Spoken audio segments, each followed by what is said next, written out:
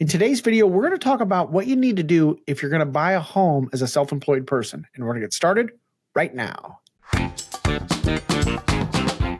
Hi, my name is David Matney with Nebraska Realty. I'm a local realtor here in Omaha, Nebraska. Now let's jump into today's topic.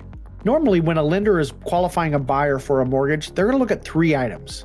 Number one being your credit score, two, your job history, and three, your debt to income ratio. Now, if you're self-employed, you're going to want to plan ahead because in order to determine your income, the lender is going to ask for 2 years of tax returns as a self-employed person. What happens if you were a W-2 employee and then you became a self-employed person and you don't have 2 years of tax returns to provide the lender? Then what do you do? Well, we're going to talk about that later on in the video, so be sure you stay tuned to the end. Okay, the lender is going to take the last 2 years of tax returns, and the lender is going to take the average net income from your last 2 years of returns. So this is going to take a lot more prior planning if you're going to buy a home as a self-employed person. Now, if you plan on buying a home anytime in the near future, you want to sit down with your lender and discuss your strategy going forward. Now, the good news, if you've been self-employed for 5 years or more, then the lender's only going to take 1 year of tax returns. Now, most self-employed individuals naturally take as many deductions as allowed in order to decrease their net income. By doing this, they decrease their yearly tax liability to Uncle Sam. However, what happens now if they go to buy a home, this is where they fall into a trap because on paper, according to the IRS, they're not making that much money because they deduct almost everything.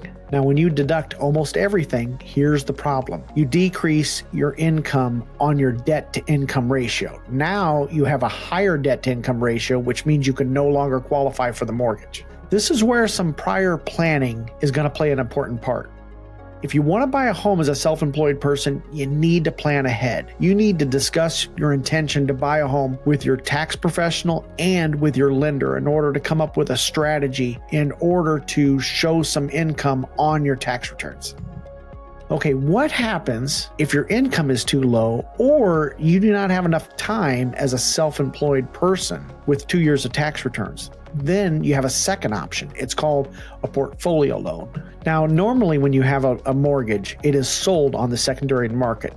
Now, not all lenders offer or can do a portfolio loan. For every gimme, there's a gotcha. They typically have a higher down payment requirement or they have a higher interest rate. Now, when a lender does a portfolio loan, they will typically look at your bank statements and your 1099.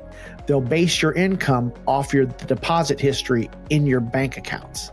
Okay, like I said, the interest rate may be a little bit higher and you may have a slightly higher down payment, and not all lenders offer these types of loan. The good news is these type of portfolio loans can be processed much faster because everything is kept in-house.